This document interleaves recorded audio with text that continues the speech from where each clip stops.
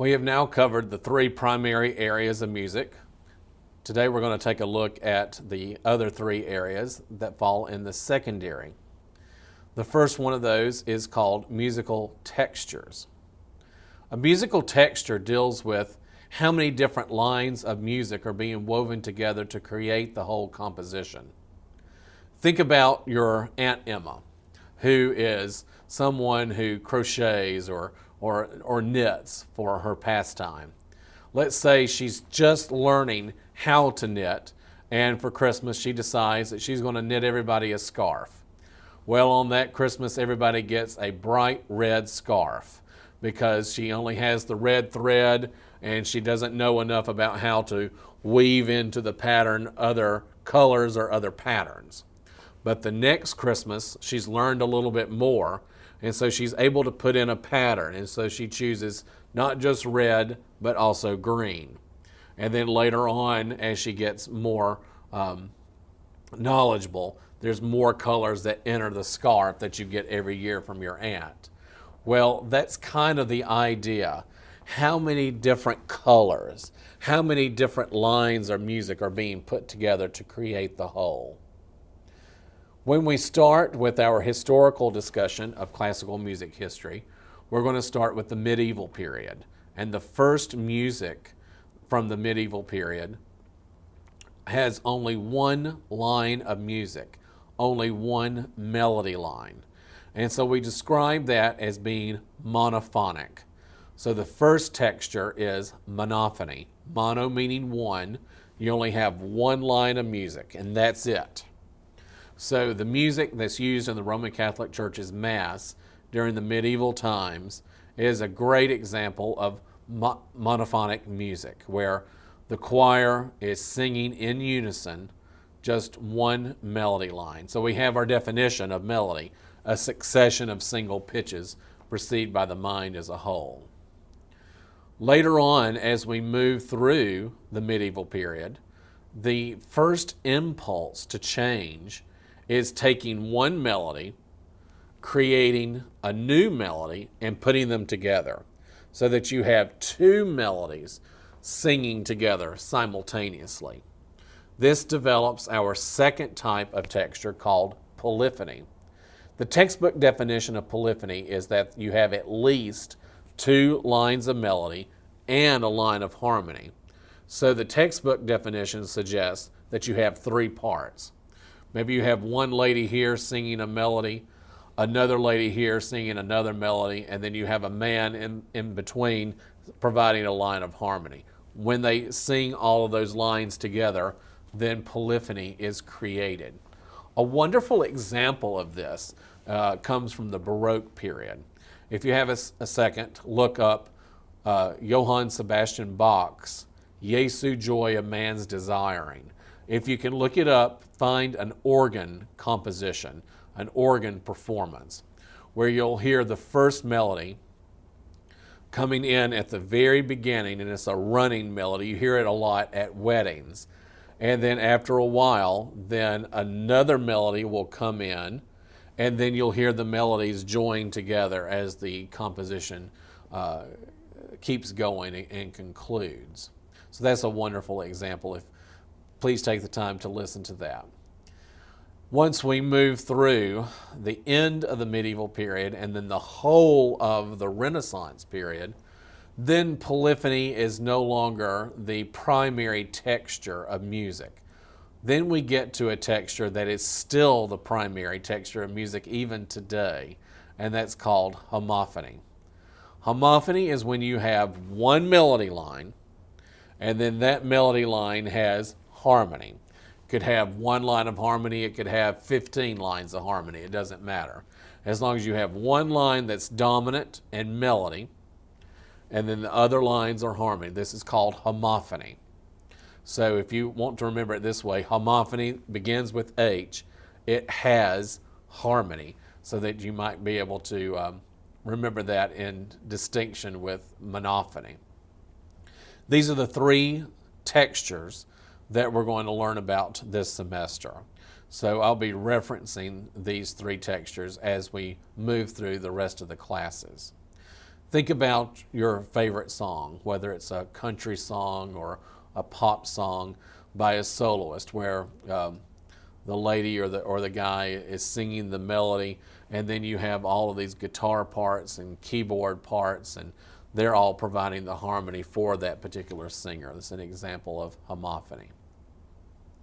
The next area is musical forms, where textures deal with the number of lines of music being woven together. The form deals with how the actual composition is structured. How many parts is it going to have? Or if there's several parts, will one of those be repeated or not? And we'll be learning more and more about forms as we go through the class. But I wanted to just talk to you this morning about just a few ideas. One of the definitions of this heading is improvisation. Some of you might have heard of an improv club before. Well, this might be a comedy club, but you also have improvisation happening in music.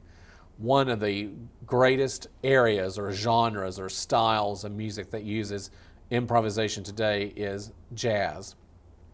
If you go to a jazz ensemble concert this semester, then you might find on the program something that says open mic. Well, that's going to allow somebody from the audience, from the jazz ensemble, to go up and command the open mic and create a composition right there during the performance. Improvisation is the creation of a composition during performance. Improv has been going on for many, many years. One of the ways that some of these wonderful composers that we'll be talking about made their living is by first allowing the community, the city that they lived in, to feel very comfortable with their talent. So for instance, when Mozart finally arrived in the city of Vienna, he was able to become the big fish in the little pond there, because he could take a melody that was popular at that time, go to the keyboard, and then start improvising all kinds of variations on that particular tune, on that particular melody. If you have not seen the movie Amadeus, then this is one of the reasons why I would love for you to take the time to watch that movie. Even though it has certain fictional ideas to it, there's a lot of truth in the movie as well. And you get to see Mozart at parties and then doing these improvised contests with other pianists. And so that was something that allowed him to become such a great name during his own time. Two other forms are binary form and ternary form. Binary form has two parts. We label it capital A, capital B. A really great example of this are some of the old hymns from the church. Again, I grew up going to church every Wednesday night, every Sunday morning, every Sunday night, my mother being the organist at my home church. The hymns of the church are really kind of my musical heritage, and so I can easily remember "It Is Well With My Soul" or "How Great Thou Art," and all of these hymns start off with a verse, and the music for that first verse is going to be your A section, and then it would move into a refrain or a chorus, and that chorus would be the B section. So the A section has a musical sentence, has a definite beginning and an end. The B section does as well. And then put together, you have something that would be binary form. Later on in the semester, we'll hear more examples of this. Ternary form has three parts. However, it's not three different parts. The first part is then repeated at the end. So ternary form is A, B, A. This is also called song form. Ternary form is going to be with us all semester long. Very, very popular in the Baroque period, because the Baroque period focuses on solo vocal music. And so what would happen is a singer would come out with their A section. It would usually be very elaborate, very fast. The B section would be much slower, much calmer. And then you would go back to the A section again and finish off with that very elaborate section, so that the audience would get to hear the most entertaining, the most exciting music, both at the beginning and the end. And there's going to be some twists and turns on ternary form, as we'll notice later on in the semester. The final area of the secondary sections of music are tempo and dynamics. Tempo is the pace of the music. Dynamics refers to the volume. Under the heading of tempo, there are several Italian terms that I would like for you to be aware of, and there are many more than just these four, but largo, andante, allegro, and vivace are all tempo markings. Largo means broad or very slow. Andante is a steady pace, a walking pace. Allegro is fast. Your textbook says cheerful. You might think of it as kind of a happy fast in certain times.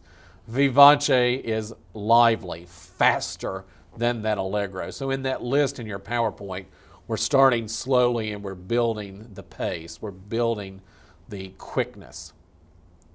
Dynamics, the volume. If you've ever looked at a piece of music, you might have noticed these little italicized F's and P's in the music. Well, those are all indications of when to be loud and when to be soft. Forte, which is the little F, means loud, and piano is for the little p, which means soft. And then there's variations of those. You can have MF, MP, moderately loud, moderately soft, or double P, pianissimo, very soft, fortissimo, very loud. You can even have sections in the music that have these greater than or less than symbols. It might happen over one measure. It might happen over a whole phrase where you're growing the intensity or you're lessening the volume. So these are crescendo and decrescendo. Crescendo is you're building the volume. Decrescendo, you're decreasing the volume. And so all of these terms are, again, from the Italian language. The language of music. The language of music is identified as the Italian language beginning with the Baroque period through the connection to the opera. And so we'll talk about all of that later. I also played in the band when I started in 5th grade and all the way through high school. And I just can't imagine how awful that first 5th grade band concert must have been. We probably played loud and we probably played maybe just a steady pace, and that was it. But as we grew, as we progressed with our talent, then we were able to add more range of tempos that we could play and levels of dynamics that we could achieve. I can remember in high school when we were a little bit better musician, marching in marching bands, seeing 6 and 7 Fs all in bold with exclamation points behind it, meaning just blow the roof off. So there's all kinds of different levels for this tempo concept and this dynamic concept. So be aware of that as well.